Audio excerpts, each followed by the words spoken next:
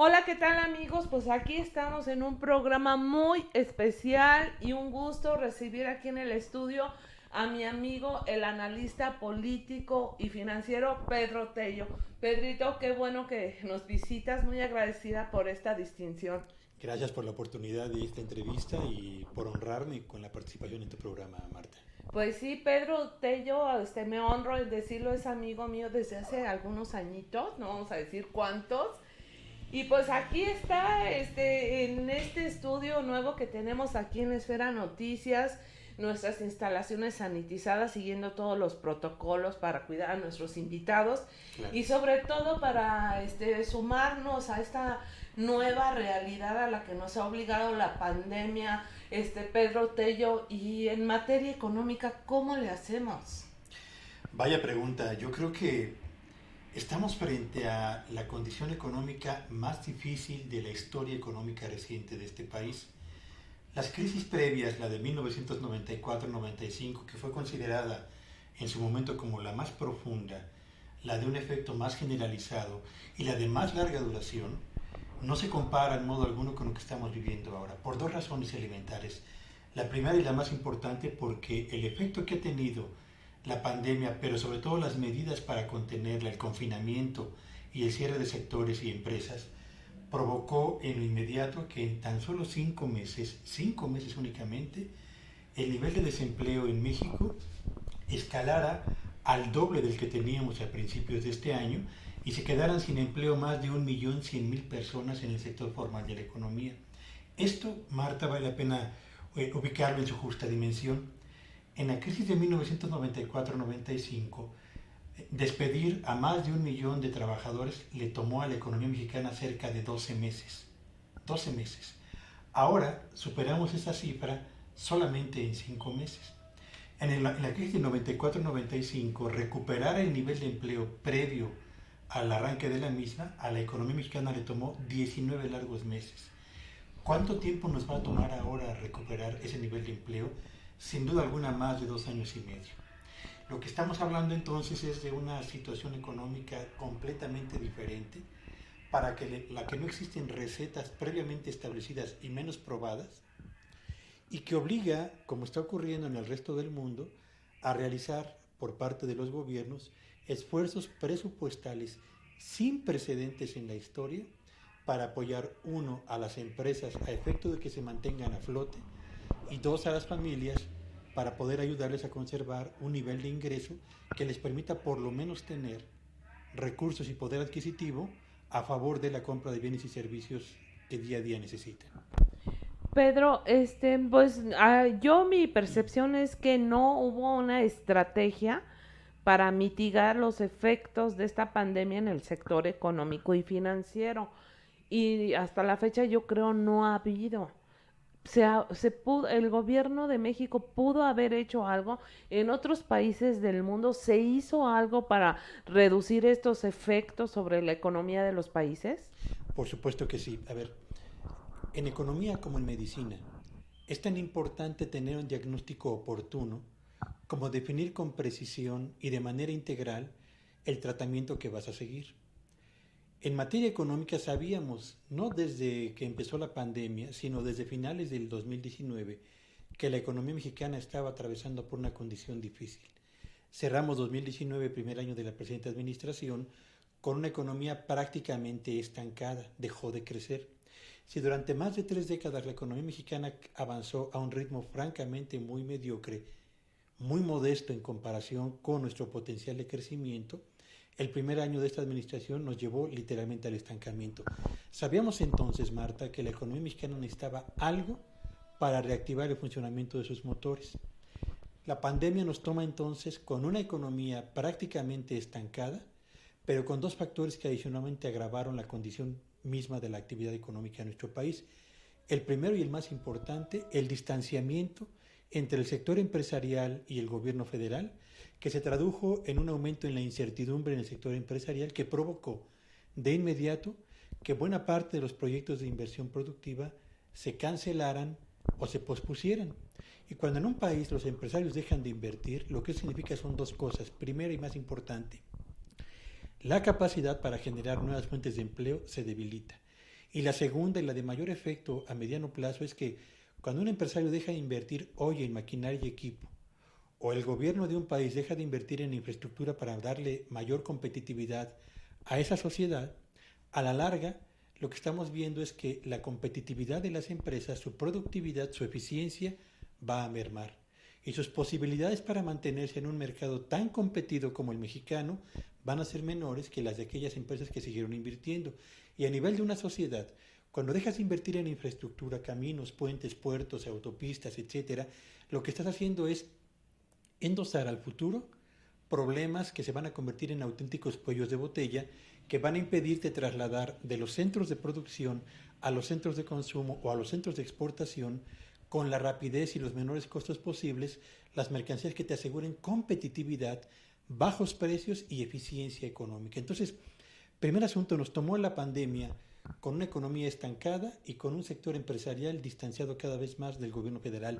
Y la segunda y más importante, el gobierno de la República, en lugar de seguir las medidas que a escala internacional se estaban empleando, que era enviar recursos vía crédito directo a las empresas para mantener la plantilla de trabajadores o para mantener finalmente un flujo de recursos que les permitiera atender sus costos cotidianos de operación, decidió más bien otorgar apoyos a individuos que ni siquiera tenían empleo.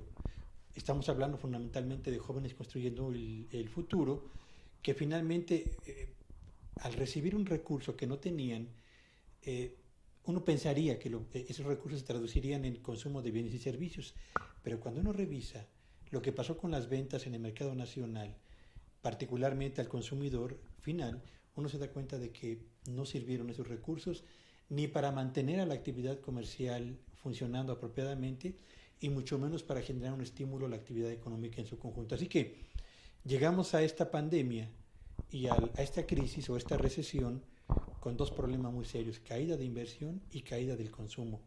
Y en la economía mexicana, como en la economía de cualquier país, Marta, el desempeño de la actividad económica depende del funcionamiento de cuatro motores, como si estuviéramos hablando de un avión que tiene cuatro turbinas. Para que ese avión tome pista para despegar y la velocidad que le permita levantar el vuelo, tiene que estar funcionando al máximo las cuatro turbinas. Una vez que levanta el vuelo, tiene que tener capacidad para alcanzar la altura necesaria y después aspirar a la velocidad de crucero. Exactamente eso ocurre con una economía. No podemos aspirar entonces en México a enfrentar esta crisis, esta pandemia, por lo menos en el terreno estrictamente económico, cuando por lo menos dos de tus cuatro motores están apagados: el de la inversión productiva y el del consumo de bienes y servicios. ¿Y nadie le ha dicho al gobierno de la 4T esto, Pedrito? ¿No lo saben? ¿O qué es lo que pasa? Bueno, yo creo que los empresarios han sido por demás insistentes en el sentido de que hace falta una estrategia anticrisis.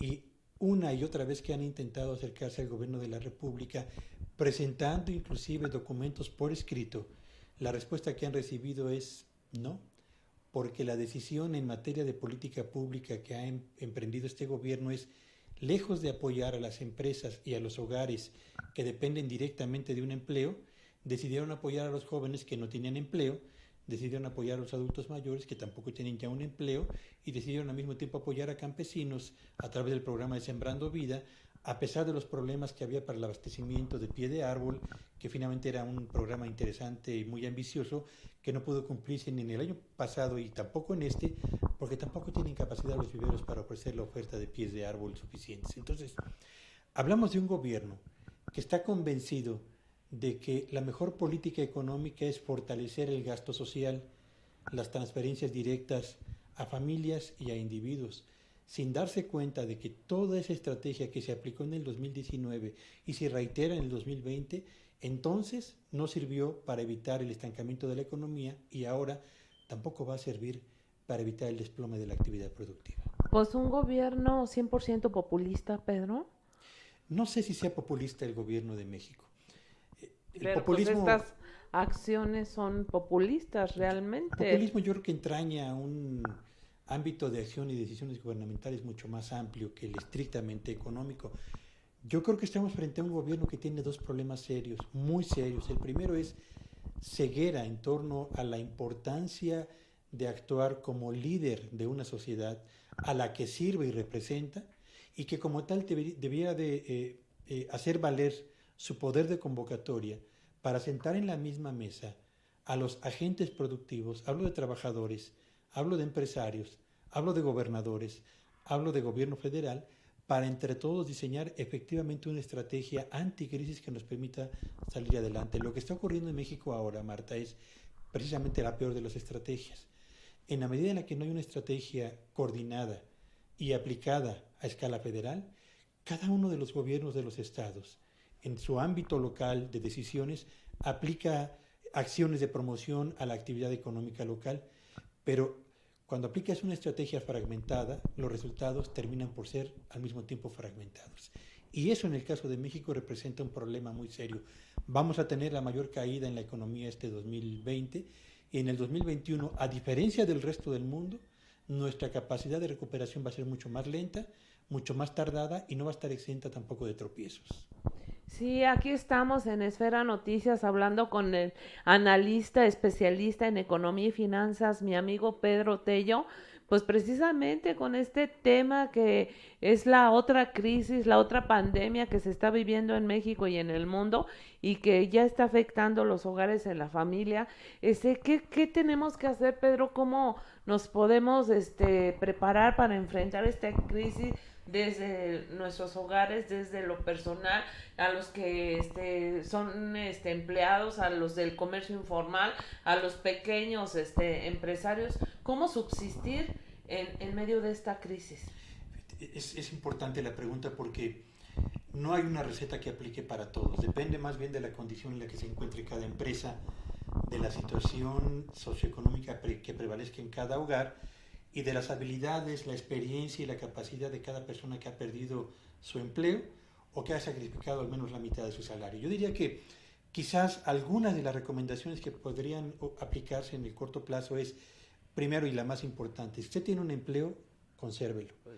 Porque en tiempos de crisis como estos, tener un empleo y una fuente de ingresos es francamente el mejor piso para hacer frente a las condiciones de deterioro que se perfilan en el entorno familiar y en el entorno personal. Segundo, si usted tiene un ingreso familiar que conoce perfectamente por lo que atañe al monto de lo que recibe mensualmente, yo le diría, haga una lista de sus gastos para privilegiar o para distinguir entre gastos absolutamente indispensables de aquellos de los que usted puede prescindir para ir formando en la medida de lo posible un fondo de ahorro.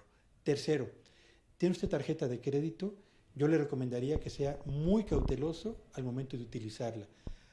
Aprovéchela sí y solo sí tiene un empleo seguro y una fuente de ingresos que le permita tener la tranquilidad de saber que va a poder pagar los compromisos que adquiera a través de ella. De lo contrario, le diría, haga a un lado la tarjeta de crédito porque es el dinero más caro y el que le exige en el corto plazo los mayores reembolsos de financiamiento. Y por último diría, para las empresas, competir en un mercado como el nuestro, que se está estrechando, donde el consumidor va a privilegiar por encima de la marca y en ocasiones también por encima de la calidad del producto el precio del mismo para decidir qué comprar y dónde comprar, eso obligará a las empresas a acercarse a los consumidores para conocer las expectativas que tienen al adquirir productos y para determinar si el producto que usted le está ofreciendo por lo menos se ajusta en la medida de lo posible a las expectativas de precio, calidad y oportunidad que requiere un consumidor que sabe que su ingreso se ha comprimido, que no tiene la certeza de conservar los empleos que les aseguran ingresos a futuro y donde al mismo tiempo sabe que hay compromisos que tiene que cumplir inevitablemente mes a mes, que van desde la renta hasta el pago del servicio de internet, telefonía, etcétera, que lo obligan a ser muy cuidadoso en la administración del gasto. Así es, Pedrito. Y también, fíjate, pues casi al principio de esta pandemia, cuando cerraron muchos sectores en seco, pararon en seco con las primeras estrategias para mitigar la cadena de contagio, vimos que mucha gente que se quedó sin trabajo precisamente entró a este mercado de especulación de la venta de artículos para cubrebocas, geles y todo eso, y pues se convirtieron de desempleados a especuleros, ¿no? Sí, Entonces, hemos visto que mucha gente ha buscado desde su casa, desde sus trincheras, buscar una fuente de ingreso. ¿Hay algún sector en especial, tú con tu experiencia, que sea un nicho de oportunidad en medio de estas crisis? Yo diría que sí. Crisis no es sinónimo de colapso Ujú. absoluto de todas las actividades económicas, lo mismo que crecimiento dinámico tampoco es sinónimo de que le vaya bien absolutamente a todos. Aún en la crisis en la que nos encontramos, hay sectores, sobre todo los que tienen en relación directa con necesidades básicas de la población, alimentos, bebidas, y aquellos que tienen al mismo tiempo una relación directa con el sector exportador, que son sectores que están avanzando lenta, pero están avanzando en este momento, que abren espacios de oportunidad para quienes desde el lado de las empresas pueden convertirse en proveedores confiables de esos sectores y para quienes desde el lado del desempleo hoy o del subempleo hoy pueden acercarse a buscar alguna opción laboral a ese tipo de sectores. Ahora, lo que comentabas es muy importante. En la medida en la que gente que ha sido expulsada del sector formal de la economía necesita llegarse a una fuente de ingresos, acuden a la informalidad, a la venta en la calle de productos de sanidad para llegarse a un ingreso que de otra manera difícilmente tendrían.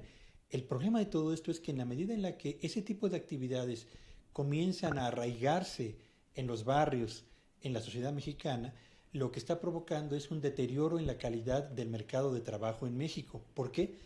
Porque quienes se dedican a este tipo de venta a través del ambulantaje carecen de contrato, no tienen prestaciones, los niveles salariales son francamente los más bajos y sobre todo y de manera muy especial, Marta, lo que provocan es una presión en el mercado formal de trabajo para que quienes acuden a una empresa legalmente operando a buscar un empleo se encuentran con empresas que les ofrecen pocos empleos con niveles salariales cada vez más bajos, con contratos estrictamente temporales y con las prestaciones estrictamente indispensables, cuando las hay, que son las que marca la ley. Y esto provoca dos efectos muy importantes: deterioro en el nivel de ingreso de la mayor parte de la población y, diría yo, vulnerabilidad creciente en un mercado laboral mexicano donde hemos tenido dos problemas muy serios. No generamos empleos en el sector formal de cantidad suficiente y dos, la mayor parte del empleo que se ha generado en los últimos años, no en los últimos meses, en los últimos años, es empleo de calidad francamente cada vez menor por el nivel salarial prevaleciente y por la desaparición paulatina de prestaciones que antes eran de uso colectivo en este país. Sí, o sea, un panorama muy difícil que el que se nos viene, Pedro. Y tú dices que serían por lo menos 2 años y medio más, Si bien nos va. si bien nos va, y ya lo que estamos resintiendo ahorita de la crisis, ¿es lo peor o esto apenas empieza? No, yo diría que estamos en este momento en la fase en la que los efectos más notorios para las empresas y para los hogares están a la vista de todo el mundo. Pero eso no significa que cuando empiece la recuperación de la actividad económica o cuando las empresas empiecen nuevamente a reiniciar sus actividades y se acerquen al nivel óptimo de trabajo que tenían previamente, va a desaparecer esta condición de incertidumbre y de dificultades para las empresas, pero también para los hogares. No, por supuesto que no. Tengamos solamente en cuenta esto, hagamos un ejercicio estadístico muy sencillo.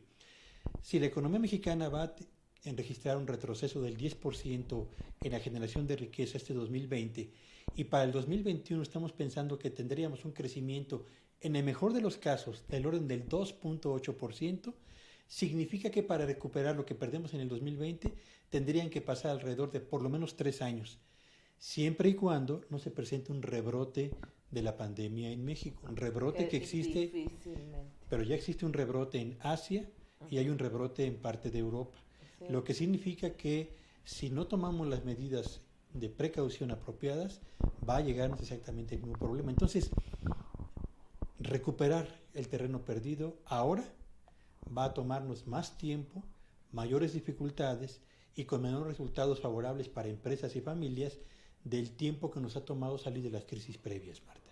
Pues sí, ya lo escucharon ustedes aquí de voz de un especialista, de un analista.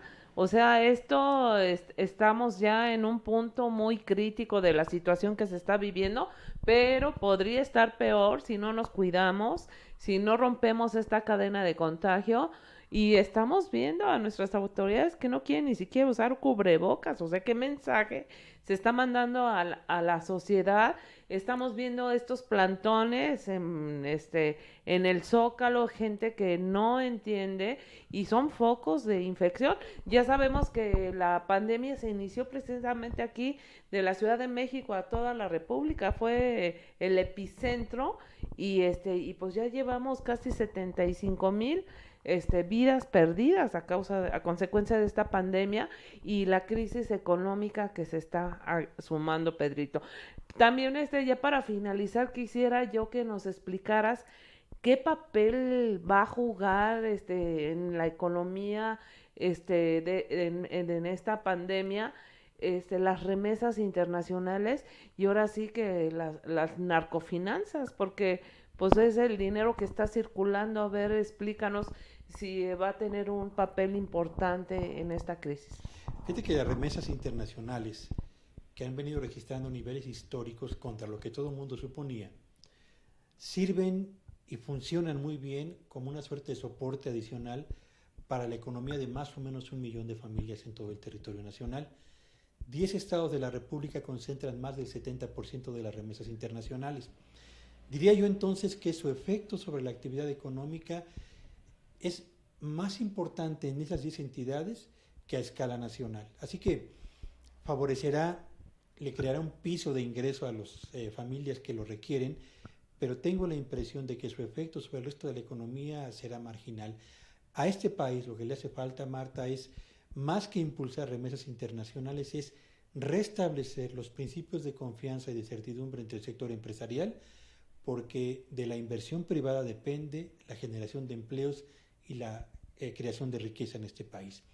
Pero al mismo tiempo, a este país lo que le hace falta también es crear al interior de las familias la sensación de certidumbre y de seguridad en torno a los empleos que hoy les permiten obtener un ingreso, pero que mañana no saben si lo van a conservar. Así que, si no creamos condiciones de certidumbre para que los empresarios inviertan y los consumidores o las familias adquieran bienes y servicios, dos de los motores de la economía mexicana van a seguir apagados y sin ellos en funcionamiento no hay manera de que podamos salir rápidamente de esta condición. Y la actividad de los cárteles del narcotráfico aquí en México, que son los que finalmente mueven flujos en efectivo, pues interesantes, ¿podrán tener algún efecto? Desde luego que sí, digo, la presencia del narco, los territorios que ha tomado y ha hecho suyos, pero sobre todo las labores de lavado de dinero, que sin duda benefician a algunas regiones, a algunas familias incluso, y algunas ciudades en particular, desde luego que tiene un efecto, yo diría, favorable, y lo pondría entre comillas, sobre el nivel de actividad de esas regiones. Pero me parece que un país como el nuestro no debería aspirar y tampoco debería permitir que actividades ilegales o fuera de la ley se conviertan en la norma para la operación de ciertas regiones de un país con potencialidades de crecimiento y desarrollo como las que tenemos nosotros.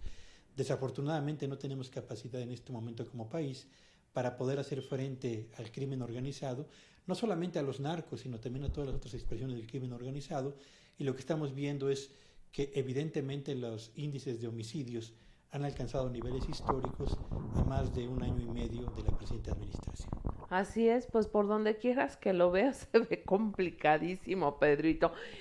Pues antes, para no abusar de tu tiempo, Pedro, algo más que quieras, compartir con nuestro público antes de finalizar esta charla tan interesante con un especialista y con un amigo de tanto tiempo. Gracias, Marta. Yo diría solamente dos cosas. Cuando el gobierno de un país asume un papel omiso en el apoyo estrictamente económico a quienes más lo necesitan, corresponde a los gobernadores de los estados asumir ese papel por una parte y a los representantes de las organizaciones empresariales más relevantes sumarse a un esfuerzo, yo diría, de convocar a una reunión en la que estén gobernadores, empresarios y representantes de los trabajadores para definir juntos, insisto, aún en ausencia del gobierno federal, cuál es la mejor estrategia para hacer frente con los mismos parámetros, con los mismos instrumentos y de manera sincronizada a una economía que está debilitándose, que está cayendo y que requiere impulsos para su propia y su pronta reactivación. Si no asumimos que en la medida en la que se dé un plan de acción sincronizado y de carácter nacional, impulsado, insisto, desde los gobiernos estatales, de las representaciones de organización empresarial y de las sindicales, este país va a estar sumergido en una condición de la que va a ser muy difícil salir y la que el costo económico, pero sobre todo el social, van a ser devastadores. Así es, pues ya lo escuchó, insisto, aquí en voz del especialista Pedro Tello. Pedrito, compártenos tus redes sociales, dónde seguimos tus análisis, dónde te escuchamos, dónde te vemos, por favor. Con todo gusto me encuentran en Twitter en @petellovillagrán.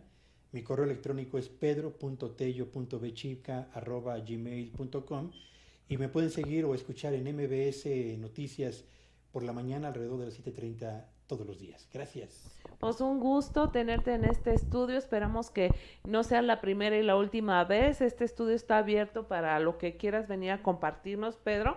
Y sobre todo, pues para nuestro público de Esfera Noticias TV, muchas gracias por aceptar esta invitación. Gracias por el favor de la invitación, Marta. Ha sido un honor. Gracias. Nos vemos en la próxima.